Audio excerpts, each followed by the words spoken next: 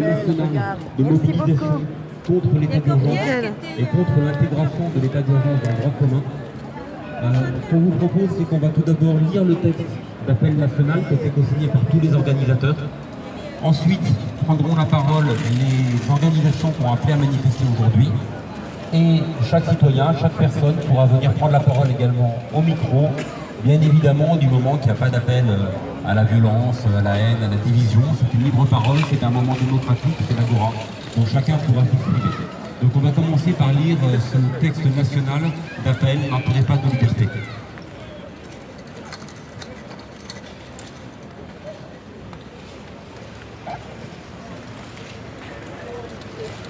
N'enterrez pas nos libertés. L'état d'urgence a été renouvelé jusqu'à début novembre par le Parlement. Or, il a largement démontré son inefficacité contre les attentats. Il a été dévoyé contre les mouvements sociaux et les militants contre les musulmans ou supposés l'être, contre les migrants et leur soutien, contre les habitants des quartiers populaires, contre les mineurs et les jeunes majeurs. Des centaines d'interdictions de manifester ont été délivrées. Les discriminations et contrôles aux faciès se sont multipliés et avec eux des violences policières. La France est le seul pays d'Europe à avoir instauré l'état d'urgence en réponse aux attentats. Au prétexte d'y mettre fin, le gouvernement Macron présente un projet de loi reprenant dans la loi commune les principales mesures de l'état d'urgence. Tweetez s'il vous plaît, il instaurerait ainsi un état d'urgence permanent. 1. Le préfet pourrait créer des périmètres de protection dans la rue, dont l'étendue et la durée, fixées à un mois renouvelable, seraient laissées à son libre arbitre. Il donnerait lieu à des fouilles de véhicules, de bagages et à des palpations par la police municipale ou des agents de sécurité privée. Ce nouveau quadrillage de l'espace public imposerait une limitation dangereuse de l'expression culturelle, sociale et politique dans notre pays. Cela viserait à bâillonner le mouvement social qui s'annonce face aux attaques contre la protection sociale, les droits des salariés, les services publics, les APL et les manifestations de solidarité internationale. 2. Le projet de loi introduit dans le droit commun les assignations à résidence et bracelets électroniques, les perquisitions 24 heures sur 24, les perquisitions informatiques, à l'initiative du préfet ou du ministre de l'Intérieur sur des critères vagues et des éléments provenant des services de renseignement tels que les notes blanches anonymes. 3. Les contrôles dans les gares et les zones frontalières seraient renforcés, ciblant essentiellement les migrants et les stigmatisant encore davantage. 4. Sur simple suspicion, les fermetures de certains lieux de culte seraient facilitées. Le projet de loi est examiné en procédure accélérée. Il a été discuté le 18 et le 19 juillet au Sénat et passera en septembre à l'Assemblée. N'acceptons pas la mise à mal des garanties judiciaires. Non à la rupture avec l'état de droit et la pouvoir. Ne tolérons pas la bascule dans l'arbitraire et la restriction de nos libertés individuelles et collectives. Contre l'instauration d'un état d'urgence permanent pour nos droits et nos libertés, dimanche 10 septembre, manifestons partout en France. Bonjour.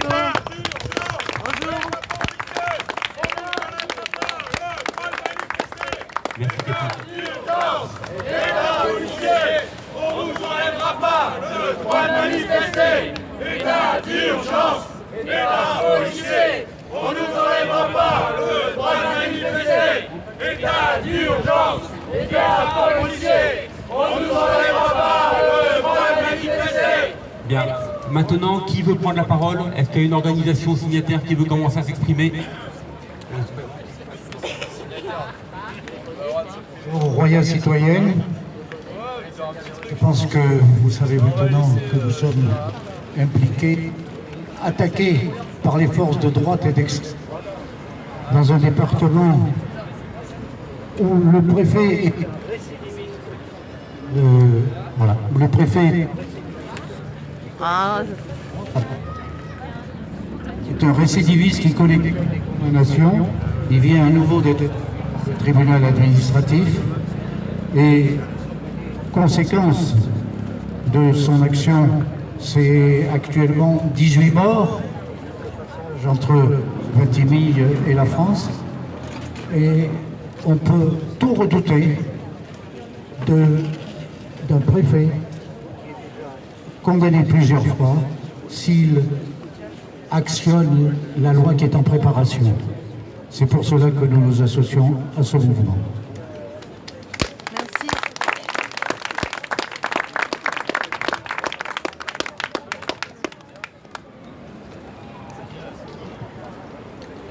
Au nom de la libre pensée, nous sommes attachés depuis toujours aux libertés citoyennes. Très attachés également à la loi de 1905 sur la laïcité, qui est un vecteur de liberté et qui est un vecteur pour l'ensemble des citoyens, qui doit rassembler la démocratie, qui doit nous rassembler autour du peuple pour l'ensemble des libertés. Je vais vous dire un nom au nom de l'association Tous Citoyens. David Nakache pour l'association Tous Citoyens. Je voudrais vous parler du terrorisme. La plupart des personnes qui défendent l'état d'urgence et qui pensent que l'état d'urgence c'est bien, parce qu'il y a beaucoup de citoyens qui pensent que l'état d'urgence est indispensable pour nous protéger des attentats terroristes. Donc je pense que nous devons parler du terrorisme. Je pense que nous ne devons pas dire nous sommes attachés aux libertés sans en même temps parler du danger. Le principal ennemi, le principal danger qui plane aujourd'hui sur notre société, ce sont les attentats terroristes. Et nous, à Nice, nous sommes malheureusement bien placés pour en parler. Donc, ce qu'il faut bien comprendre, c'est que l'entreprise terroriste, qui consiste à faire en sorte que chacun ait peur, que chacun se dise que la mort puisse frapper n'importe où, n'importe quand, que nulle part nous sommes en sécurité. Cette entreprise-là, Daesh, vise à saper nos libertés fondamentales. Je vais te répondre, Combat l'état de droit, combat la démocratie. Et nous, démocratie, que faisons-nous pour répondre à Daesh? Que faisons-nous pour répondre au terrorisme? Eh bien nous-mêmes, en disant il faut plus de sécurité, nous allons de nous-mêmes supprimer nos libertés. Nous allons de nous-mêmes affaiblir la démocratie. Nous allons de nous-mêmes passer en droit commun des normes qui étaient des normes d'exception, qui sont contraires à la libre parole, au libre rassemblement, à la liberté d'expression. Et nous allons faire cela par réflexe sécuritaire, par la peur.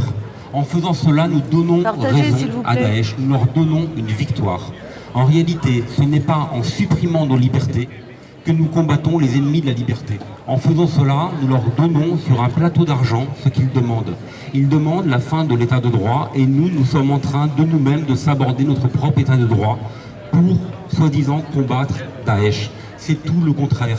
Pour combattre le terrorisme, il faut réaffirmer la liberté, il faut réaffirmer la démocratie, il faut porter haut et fort l'étendard de la démocratie, de nos libertés d'expression, de nos libertés de mouvement, de nos libertés de parole, de rassemblement, de libre presse, de libre pensée.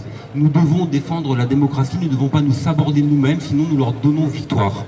Alors bien évidemment, il faudrait tout un débat sur les mesures, sur le renseignement, sur comment lutter contre la radicalisation, enfin ce qu'on appelle radicalisation, ou contre les entreprises terroristes. Ce n'est pas ici le lieu.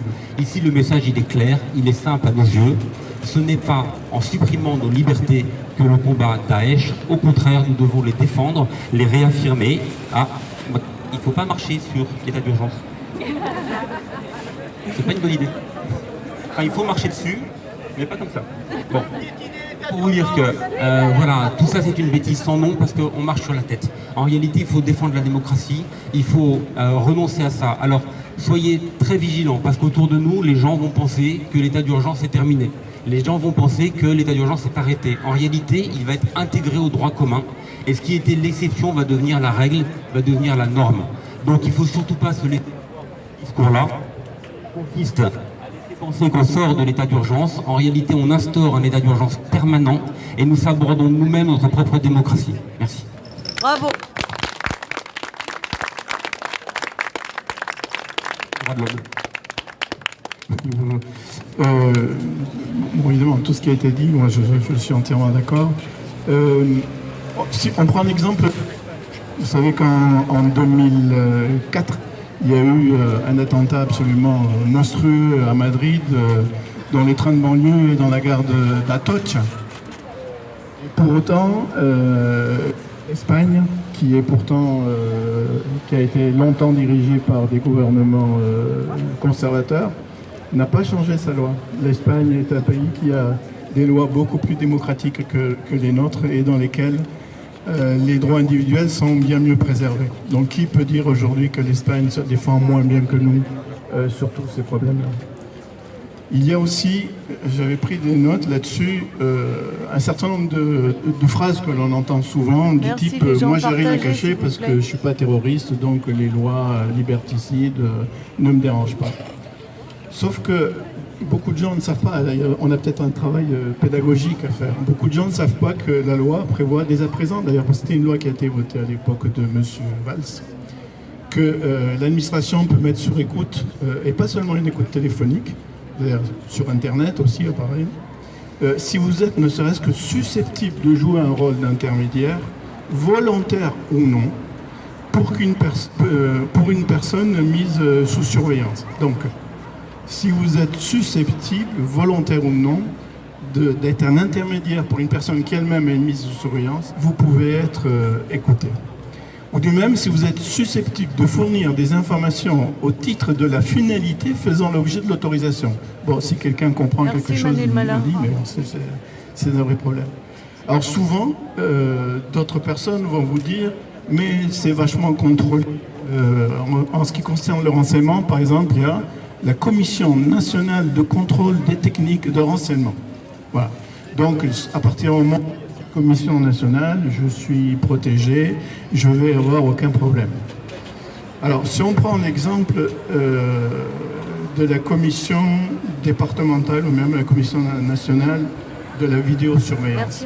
Nous avons étudié les procès-verbaux des commissions départementales de la vidéosurveillance des Alpes-Maritimes, 2 années entières. On a touché tous les procès-verbaux et on a réalisé un dossier soumis à la commission départementale de la vidéosurveillance. Il est traité en 10 minutes. Ce qui veut dire que cette commission n'a aucun rôle, cette commission ne peut pas vous protéger de vidéosurveillance abusive. Cette commission ne va pas protéger éventuellement les journalistes qui feraient l'objet d'une surveillance spécifique de la part d'un élu, comme ça au hasard, les syndicalistes, les opposants politiques. La meilleure preuve, il y a une preuve qui est flagrante. Quand il y a eu l'attentat du 14 juillet, pourquoi vous croyez que le procureur général de Paris a demandé la mise sous séquestre des vidéos? C'est bien évidemment parce que le procureur il sait très bien que ces vidéos, elles peuvent être copiées, que ces vidéos, elles peuvent être stockées discrètement dans un coin, parce qu'en fait, tout ça fonctionne, une surveillance effective. La commission départementale de la vidéosurveillance ne s'est jamais dans un endroit. Il n'y a aucun informatique de la commission, même pas pour deux. Il n'y a aucun spécialiste de l'électronique.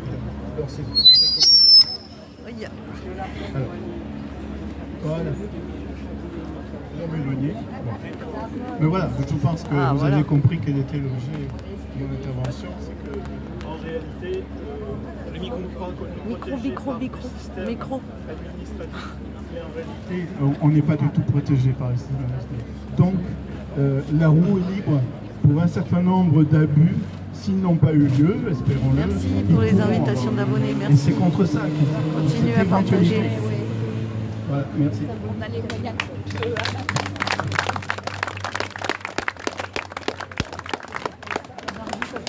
Philippe Terenzo, Attaque 06. Moi, je vais parler des abus qui ont déjà eu lieu, parce que c'est ça qui m'intéresse, c'est pas les abus qui n'ont pas eu lieu. Les abus qui ont eu lieu, ils sont pas loin de chez nous, ils sont juste à côté. C'est dans la vallée de la Roya, par exemple. Parce que les abus qui ont eu lieu, permettent d'abord de renvoyer les étrangers directement chez eux. Et l'état d'urgence aujourd'hui permet notamment à travers les points autorisés de passage de contrôler les migrations et pour l'État de contourner la loi, de ne pas respecter la loi et de renvoyer les réfugiés chez eux. Donc nous sommes déjà dans un État qui abuse de l'état d'urgence, qui va bien au-delà de ce que lui permet l'état d'urgence. Je vous rappelle par ailleurs que l'Italie et la Grèce, qui sont les pays dans lesquels il y a le plus de passages d'étrangers, ne subissent pas d'attentats. Donc là aussi, renvoyons à l'esprit de tout le monde que c'est bien les politiques colonialistes, impérialistes, qui font aussi le lit du terrorisme. Et c'est pas simplement le fait qu'il y ait un passage d'étrangers ou de migrants sur son territoire qui peut créer des problèmes.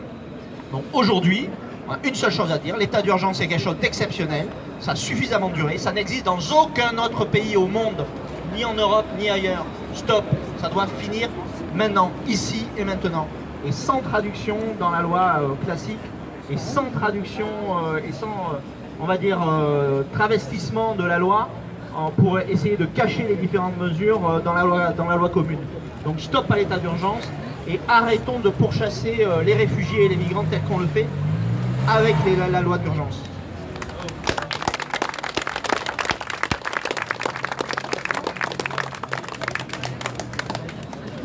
Bonjour à tous, je suis Mathieu Mercury, donc je suis militant communiste comme vous voyez, également porte-parole d'une très grosse association LGBT, donc lesbiennes, gays, bi, trans, mais je peux pas citer le nom de l'association parce qu'au niveau neutralité, je suis pas trop au top là. Donc moi je vais parler un peu des dérives de l'état d'urgence qui ont pu avoir des effets sur les événements populaires comme sur la marche des fiertés, donc plus communément appelée Gay Pride, ces 2 dernières années à Nice. Déjà l'an dernier elle a été annulée, donc on n'a pas cherché à essayer d'organiser quelque chose d'alternatif à part une fête cachée un peu sur le parvis du Mamac. Et cette année la Gay Pride a été cloîtrée entre des barrières avec des gens à l'extérieur qui nous regardaient comme si nous étions des animaux. Et en plus de cet événement totalement presque ridicule à cause de l'état d'urgence, on a le député Rudy Sall qui a évidemment voté l'état d'urgence quand il était député et qui a également voté contre le mariage gay, qui est monté sur scène pour dire qu'en gros il était le représentant de toutes les lois LGBT, que c'est lui qui avait fait avancer l'égalité, enfin bref. Et l'état d'urgence évidemment porte atteinte à tous les événements populaires de Nice, la fête du château a été annulée, tout essaye d'être bloqué, les manifestations sont totalement cloîtrées. Et ça ne peut pas continuer comme ça, donc il faut que l'état d'urgence, ok, mais il faut qu'il soit fait de façon à protéger les citoyens et pas les empêcher de vivre dans le pays, tout simplement. Voilà, c'est tout ce que j'avais à dire, merci beaucoup. Bravo. Bonjour à toutes et à tous. Le mouvement de la paix des Alpes-Maritimes. Alors, je suis bavarde, venez devant un micro, je perds tous mes moyens. Alors, c'est juste pour vous dire que le mouvement de la paix, justement, cautionne tout ce qui vient d'être dit et que donc, c'est de la démagogie, l'état d'urgence. En fait, c'est pour, comment dire... Ah, ça y est, ça commence, et j'ai le nez. C'est pour atteindre nos libertés individuelles. Bon, alors, juste un petit message en tant que mouvement de la paix. Le 23 septembre, dans toute la France, il y a des marches pour la paix, n'est-ce pas? Donc, on vous attend ici à 15 h, place Garibaldi. Parce que c'est très grave, à l'ONU va être ratifié un traité d'interdiction contre les armes nucléaires. Donc, lors du projet, il n'y a que 9 pays qui étaient contre l'interdiction, donc qui étaient pour les armes nucléaires. Vous aviez donc la France dans les 9 pays, 3e vendeur d'armes. Donc c'est très important de marquer le coup. Et j'aurai le 23 septembre, maintenant, là, dans mon sac, j'ai des tracts qui expliquent la ratification du traité, des pétitions en ligne ou bien des pétitions papier. Donc la paix doit être défendue, les libertés, tous nos droits doivent être défendus. Qui veut prendre la parole? Le mouvement de la paix. Qui veut prendre la parole? C'est un espace de démocratie, la parole est libre, vous pouvez la prendre. Profitez-en. Le rap.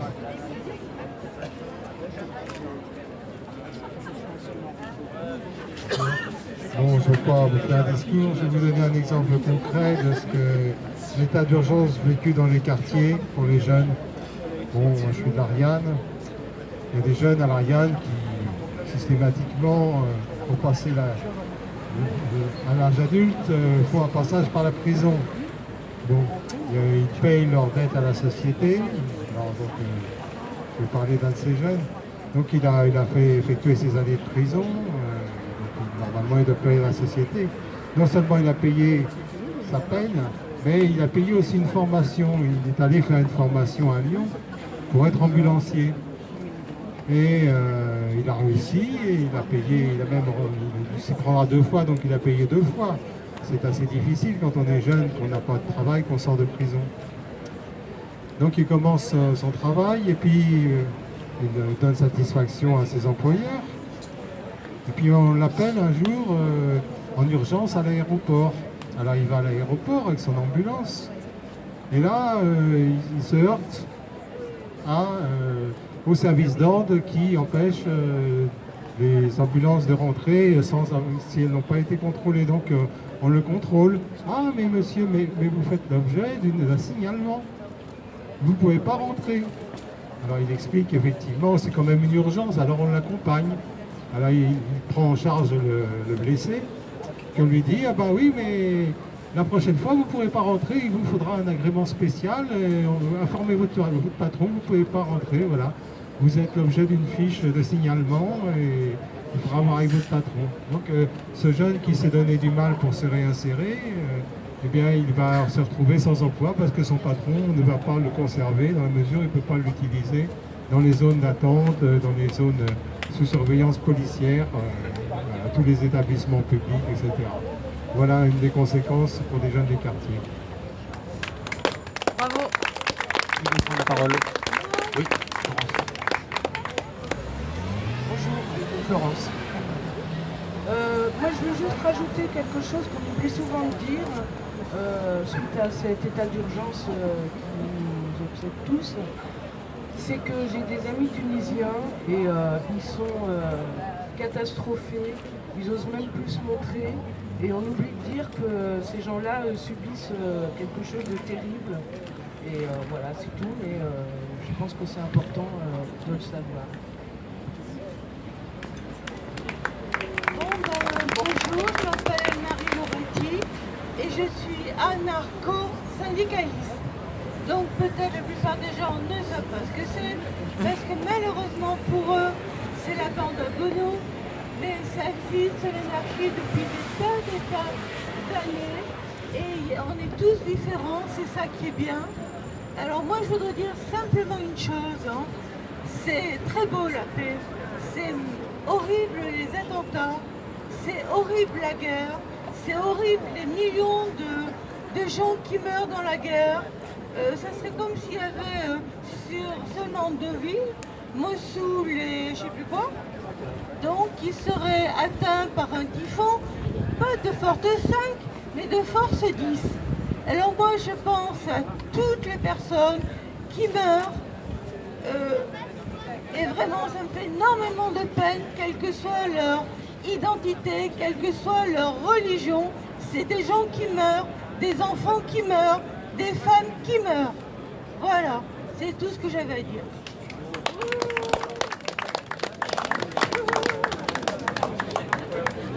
Bonjour, Kevin du collectif Jeunes Indignés Niçois et de l'UNEF. Alors l'état d'urgence il s'est généralisé. L'état d'urgence il s'est généralisé beaucoup, il a pris un tournant pendant la loi travail, la première loi travail contre la loi El Khomri. Et là il y a une deuxième loi travail, une deuxième mobilisation sociale qui commence et qui a déjà pris de l'ampleur. Parce que la CGT appelle déjà une nouvelle date, une nouvelle journée de mobilisation le 21 et le 28 aussi. Donc on va dire que le mouvement il est en train de s'ancrer.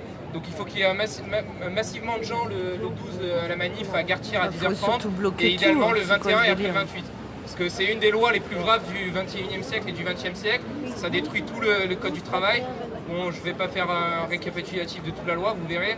Mais il faut absolument dès maintenant attaquer Macron parce que sinon ce sera une catastrophe. On bloque tout à partir du 12.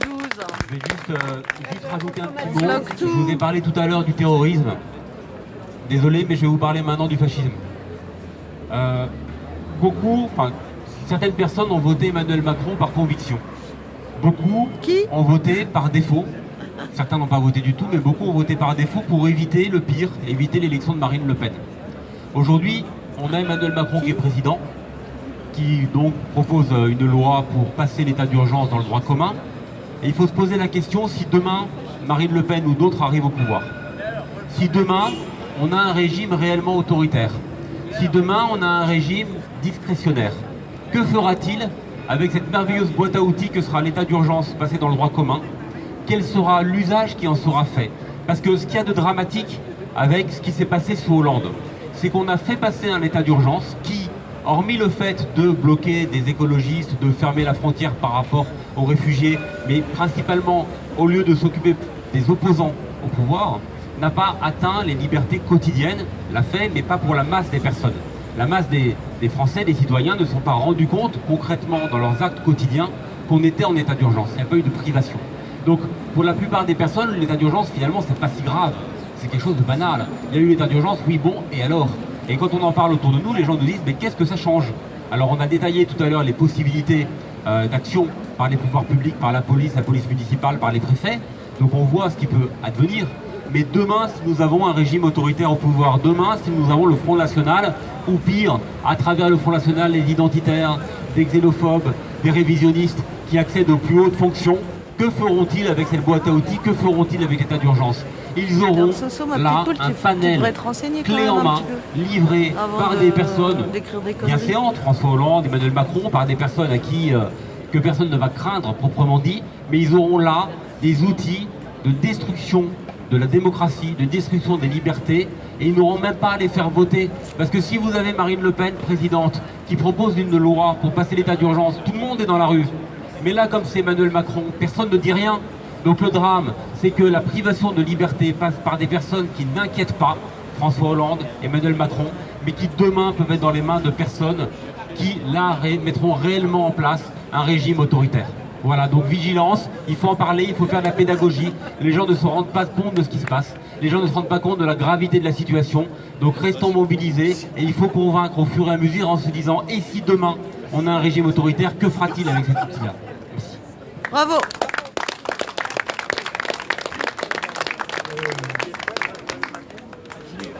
J'avais relevé il y a quelques temps, enfin c'est pas si vieux, hein, le 30 août 2017 dans Le Monde. Il faut savoir que la filière sécurité occupe 300 000 emplois marchands en France et près de 600 000 emplois publics. Hein, là. Donc, je disais, la sécurité, oui, la sécurité occupe 300 000 emplois marchands et près de 600 000 emplois publics en France pour un chiffre d'affaires de presque 30 milliards d'euros. Donc ça, c'est des chiffres extrêmement récents. Donc vous voyez qu'il y a aussi des intérêts dessus à nous vendre de la sécurité à tout plomb, à nous vendre de la sécurité très souvent totalement inutile. Il faut aussi savoir qu'en France, nous avons quelques groupes liés à la sécurité qui sont des leaders mondiaux. Non, on se réveille pas. Nous avons Thales, dont tout le monde connaît Thales, mais Thales ne fait pas que de l'armement. Thales fait aussi des équipements de surveillance, des équipements liés à la sécurité et à la surveillance des populations.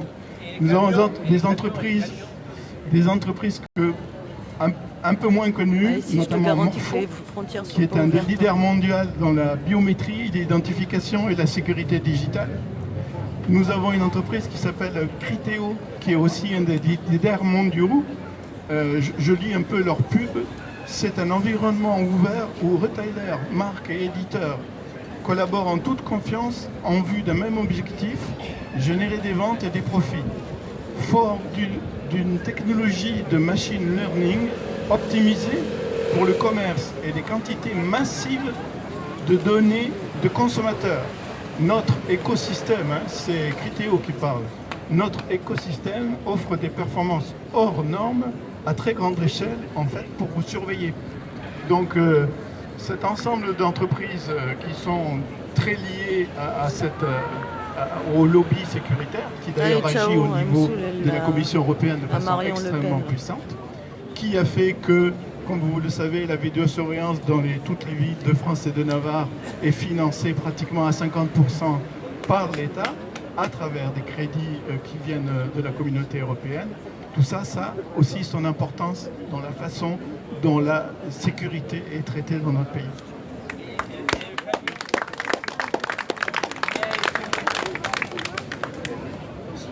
Oui, Henri Rossi, Ligue des droits de l'homme, délégué régional.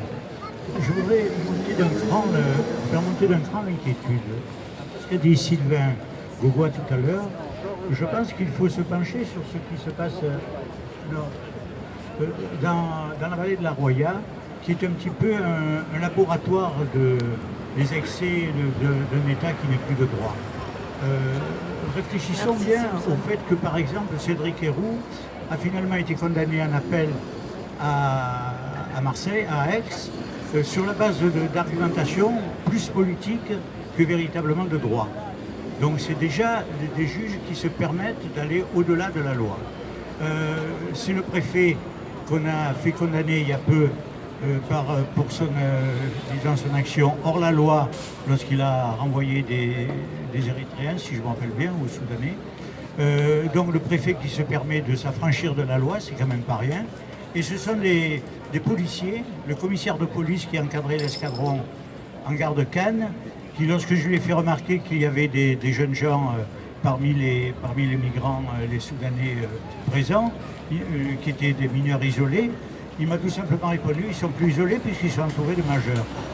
Donc ça veut dire, quand je lui ai dit, je dis mais là vous sortez de la loi. Il m'a dit je fais ce qu'on me dit de faire. Donc vous préférez être hors la loi. Il n'a pas répondu. Donc je pense que pour la justice, les pouvoirs publics, le préfet et les policiers qui se permettent de s'affranchir de la loi, il y a de quoi franchement s'inquiéter si en plus on leur donne des droits supplémentaires à travers cette installation d'un état d'urgence permanent. Bravo! Est-ce qu'il y a encore des prises de parole sur le sujet qui n'ont pas été abordés?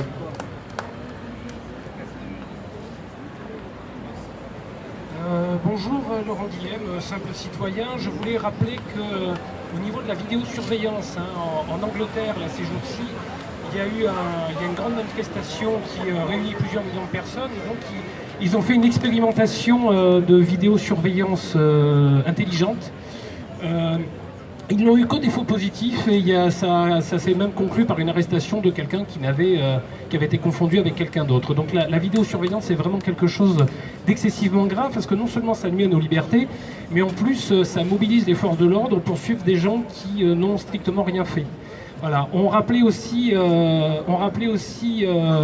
le problème de la sécurité et des attentats. Il faut savoir que la loi sécurité ne permet pas finalement aux forces de l'ordre de vraiment infiltrer les réseaux terroristes, mais sert plutôt, et de nombreuses personnes l'ont rappelé, à plutôt cadenasser et fliquer les syndicalistes, les citoyens et les opposants politiques. Donc en plus la loi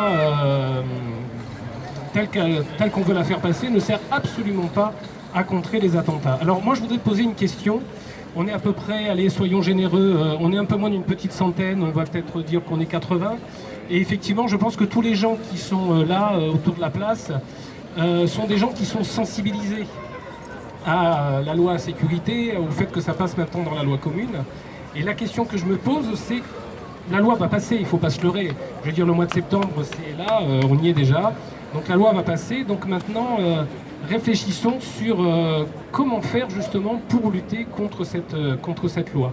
On voit bien qu'on peut faire des actions, le préfet a été condamné, il y a plusieurs choses qui se passent, mais on sent bien aussi qu'il y a une certaine impuissance puisque les actions qu'on fait ne sont pas inutiles, mais elles ne sont pas suffisantes.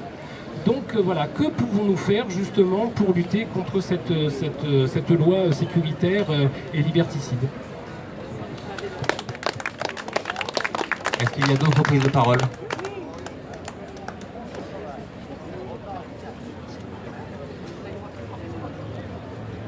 Eh bien, moi, je trouve que les gouvernements qui se sont succédés sont très forts. Ils ont en effet séparé la jeunesse, les étudiants, les lycéens, des personnes dites, entre guillemets, vieux. Bien, en 68, tous ces jeunes qui se disent jeunes, avec les ouvriers de n'importe quel bord, se tenaient la main, et c'est pour ça qu'on a gagné pas mal de liberté. Alors moi je vais dire, au deuxième degré, prenez-le, qu'on devrait piquer les vieux à la naissance. Ça ferait au moins des économies. Ah, autre chose aussi que vous n'avez pas vu, maintenant en Inde, on fait comme pour Hitler, des races parfaites. Et ben moi, ça m'inquiète. Voilà. Ouloulou. Est-ce qu'il y a d'autres prises de parole? Oui. Tout à l'heure, tu disais si demain nous avions le Front National, et si aujourd'hui nous n'avions pas déjà Macron qui en est quand même à sa deuxième grosse déclaration raciste, en accusant la femme africaine d'être responsable. Et si aujourd'hui nous n'avions pas déjà Macron qui veut encore affaiblir en plus des collectivités locales le Parlement. Merci. Bravo. Est-ce qu'il y a d'autres prises de parole ou est-ce qu'on clôt les prises de parole au micro? Oui, vas-y. Bonjour, Maxime de Solidaire Étudiant. Ce que je voulais dire par rapport à l'état d'urgence, c'est que clairement on voit aussi que ça sert aussi à l'état bourgeois pour acheter la paix sociale, hein, pour nous calmer tranquillement. Il fut une époque où on pouvait manifester tranquillement sans avoir à le dire aux flics. Maintenant on ne peut plus. Nous on essaye de faire des manifestations plus ou moins sauvages, sauf qu'on a une pression policière qui s'accentue de plus en plus. Là par exemple il y a moins d'une semaine il y avait les fascistes qui défilaient au flambeau, on a appelé à une contre-manifestation. D'ailleurs on est un peu désolé de voir que personne nous a rejoint. La prochaine fois, bon, pas personne mais personne en tant qu'organisation. Donc filez-nous un petit coup de main la prochaine fois, ce serait sympathique, hein. On était une trentaine contre 100 fachos. On s'est fait arrêter par les flics parce qu'on n'avait pas le droit, c'était pas prévu, comme s'il fallait prévenir les flics pour manifester. Voilà, qu'est-ce que je voulais dire aussi terroriste, le gouvernement précédent, on le voit aussi, hein, il appelait les militants des terroristes. Quand je suis allé militer contre la mort de... pour dénoncer la mort au barrage de Sivens de Rémi Fraisse, on nous a traités de terroristes verts. Voilà. Et voilà, donc pour dire que ça passe par quoi? Ça passe par la lutte dans la rue, il faut être présent dans les manifestations, il faut en parler. Donc on appelle tout le monde à venir en masse le 12, à pas s'arrêter et à continuer les manifestations. Donc la prochaine ça va être le 21 et on verra après. En faisant des actions, des grèves, des blocages, des manifs sauvages. Merci.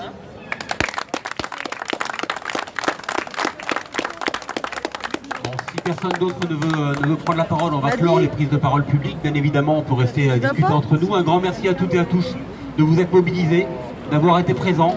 C'est extrêmement important que Nice ne reste pas en marge et que quand il y a un mouvement national de mobilisation comme aujourd'hui, à Paris, à Nantes, dans plusieurs grandes villes de province, que Nice réponde présent. Restons vigilants par rapport à ce passage de l'état d'urgence dans le droit commun. Parlons-en autour de nous.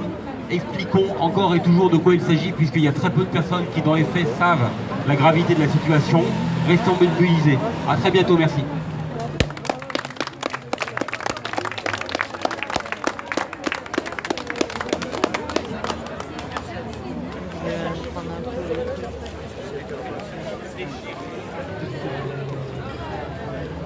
Il y en a qui repartent déjà là-bas.